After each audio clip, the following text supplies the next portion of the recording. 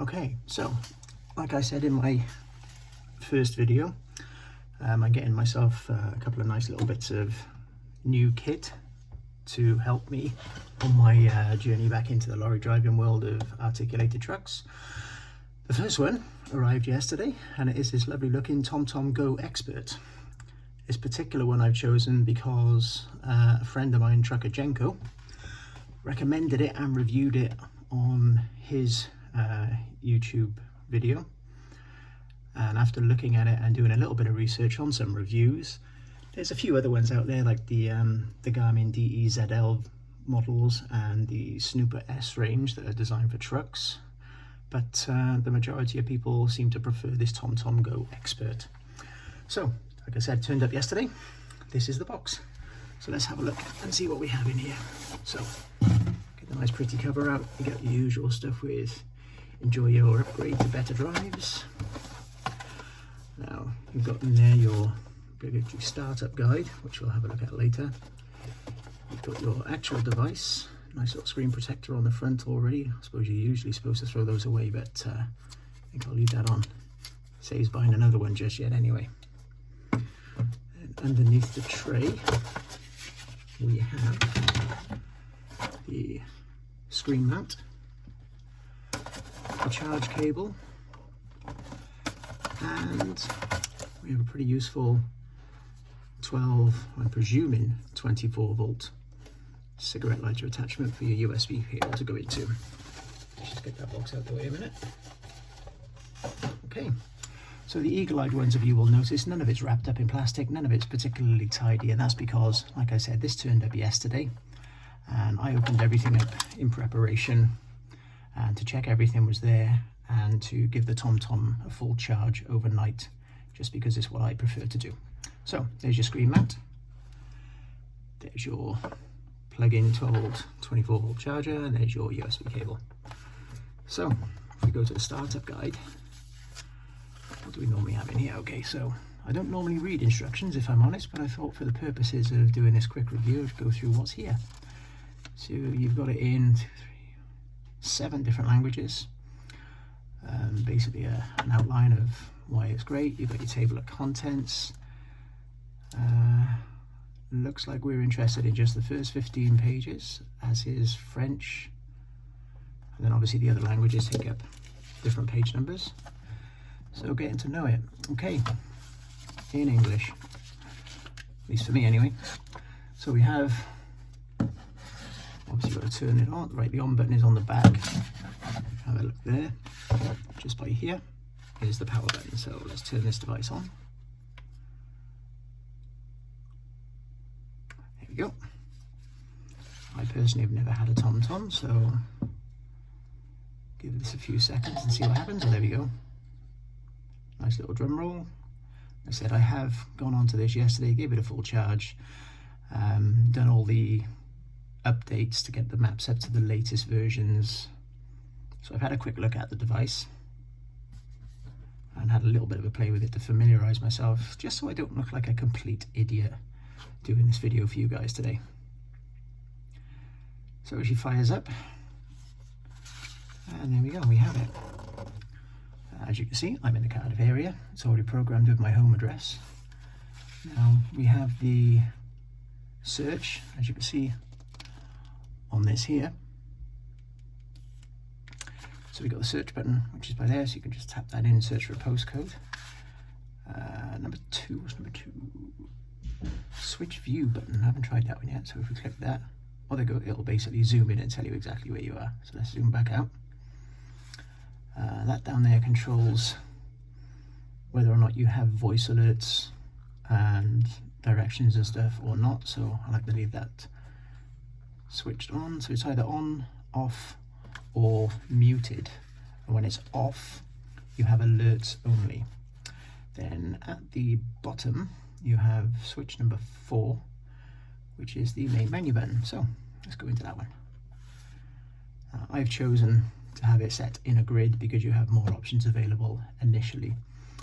Now when you first come onto it, what you're going to want to do is slide across, find this settings tab, and you go into the settings.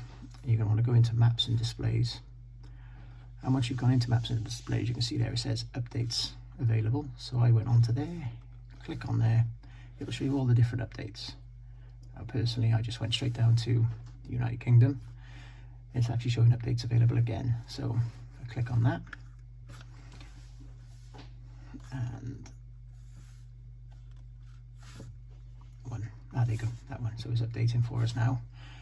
I've already paired this with the Wi-Fi in my home, the hotspot on my phone and the Bluetooth on my phone, so it's all ready.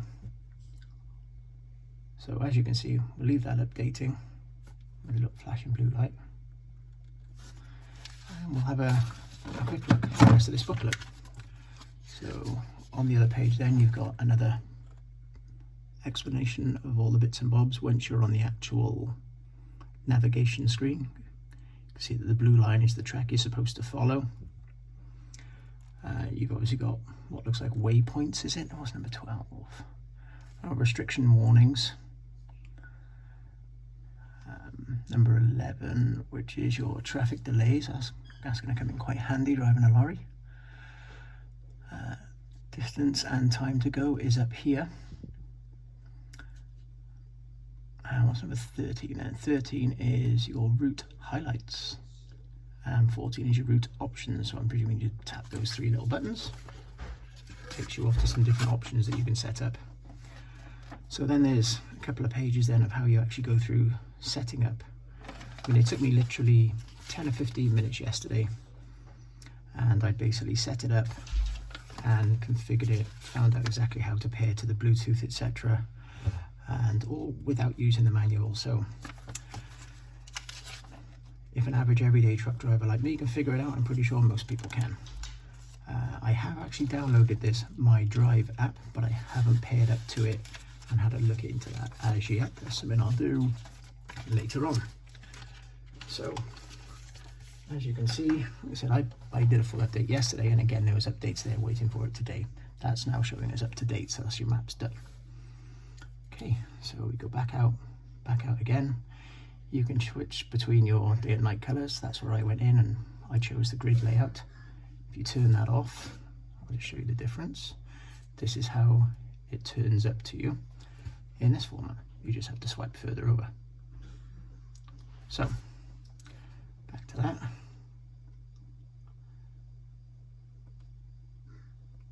I gotta remember, I'll go back to it now. Map and display, that's right. So menu layout, I prefer the grid because you have more options available to you on screen initially. Show on map is where you get to choose what you want this thing to actually tell you about. So you can have your points of interest, so lane guidance, current street name you're on, and the scale of the map that you're showing. You can choose to have those on or off. The arrival info, I've chosen to have it display both the remaining time and the remaining distance, and that's to my next stop. Now, if you're doing a multi-route, you've got several different destinations programmed in, you can have your final destination or next stop. But for me, I always want to know how long till I get to my next drop, so next stop. So, sidebar. I've got that as always visible. Not sure what the sidebar is. I think it's that little thing we just saw, that by here. So I will choose to have that always visible. I'll choose to have it a little bit larger as well. Things to show in the sidebar. Parking, I'm not too bothered about. I'm going to be looking at truck parking areas or truck stops. So I'll have truck parking area on. Toll gates, not really bothered. Ferries and car shuttles, I don't see me going on many of those, so not going to bother with that. But petrol stations and stops along the way, definitely something I'm interested in.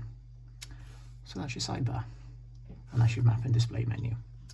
Now it shows there 38 in red. That's because there's 38 other areas you can update maps in.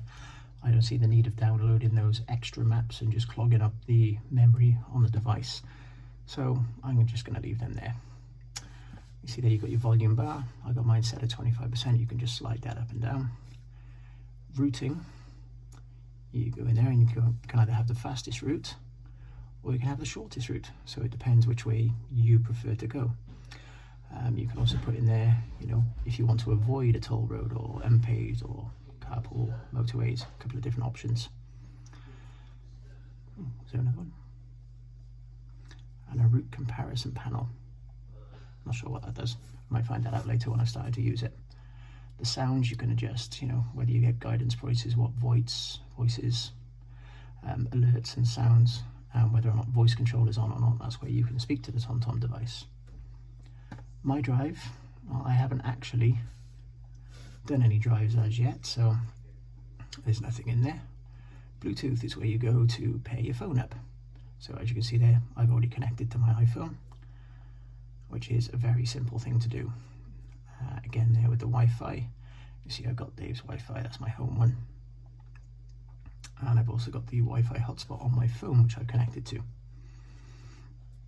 My vehicle would be very useful. Obviously, I've got a vehicle type set to truck. It does ask you that when you first turn it on. It asks you to set your language, which country you're at, what type of vehicle you drive, dimensions, and what type of cargo. Well, obviously, I'll fill all that in on the day, depending on which vehicle I'm driving. It could be a Class 1 articulated lorry. It might only have a 20-foot trailer on, might have a 40-foot trailer on, so I don't know until that day. And system. So you've got about, so I'll just tell you about the TomTom device, obviously.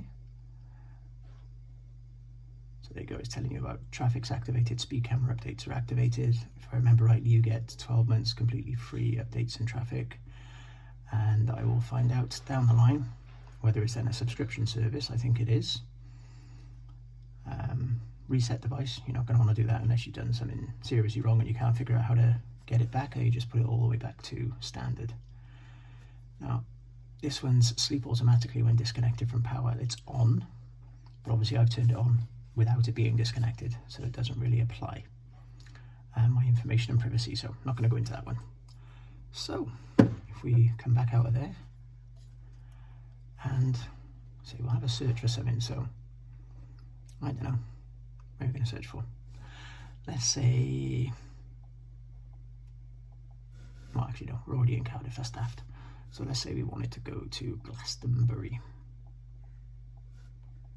As you can see, it's basically a standard QWERTY keyboard that comes up, and then it gives you choices: Glastonbury Terrace, Glastonbury in Somerset, England, Glastonbury Road in Penarth, Glastonbury Road in Surrey. Must be quite a long road, there's two of them. Glastonbury Close, Newport. So it gives you all the choices of Glastonbury. So we'll choose Glastonbury Somerset, and we'll choose the town centre. So we'll click on that, and I'll see what the options do. Like I said, I haven't played with this little bit, so I don't know. So I can either search around there. Yeah, I suppose you've got to know what you're searching for, really, haven't you? So let's go back. Oh, gotta do it again. Okay. We'll stick with Glastonbury. Don't know why that's popped into my head, but that's what we're using. So Glastonbury, Somerset, England. Tap it again and drive. And I'm presuming, there you go, it's asking me for my truck weights information to make sure it doesn't give me incorrect routes. So Glastonbury Centre. See, it's already telling me there's 9 minutes worth of traffic. There's an alternate route, which is 6 miles longer. And it looks like it's calculating other alternate routes. So as you can see, it's all obviously motorway, and you can actually see the options. It's automatically routed me, and I've got 7 minutes, 78 miles on the fastest route, because that's how I've set it. So then you can have this sidebar brings out alternative routes. At your destination at 9:07. I didn't know it did that, but if I left now, we'd be getting to Glastonbury at 9:07. Avoid routes, avoid block roads, alternatives, turn-by-turn instructions, and as you can see, I've got fuel, parking, and lorry parking options on. So let's turn that off. Okay, and there you can add things as you go along. And I would end up having it in this kind of view. Zoom it in a little bit. There you go, so you can, very similar to your mobile phone pads, if you've got those. I haven't got one of those. But yeah, there you go. Now I can end my route and go back to the standby screen. So all in all, it does look like it's a brilliant device. So let's just turn this back off a minute. So again, push and hold there, gives you the choice. I'm choosing to turn it off, not just go to sleep. It Goes through its little shutdown procedure. Let's leave that shutting down for a minute. If we move over onto the screen mount, obviously you peel off this protective plastic, and it is your basic, I don't know if you can see that on the video, but basically as you turn that, this suction cup sucks in and it'll pull itself onto the windscreen. So you know, you have it, I'm presuming your truck windscreen is more like that. So I'm going to have it in that kind of position there. And oh, there we go, there's a handy little charge port on the bottom there. You've got a 90-degree on your USB, so that will plug in there. That's pretty handy. Go quite close to the bottom of the dashboard so it's out of your way. And what this TomTom has got, which I really like, if you see that there, it clips in, and there's connectors. There's connectors. So if that's on your windscreen, line that up. That's it. That's how easy it is to connect. And that's how easy it is to take back off. So yeah, all in all, this thing looks like a really good device. I'm looking forward to trying it, and I'm looking forward to updating you guys with what it's like to actually use after a couple of weeks. Stay tuned, so I've got a next base, I think it's called a G522 dash cam to look at next, and let's see what that's like in the box.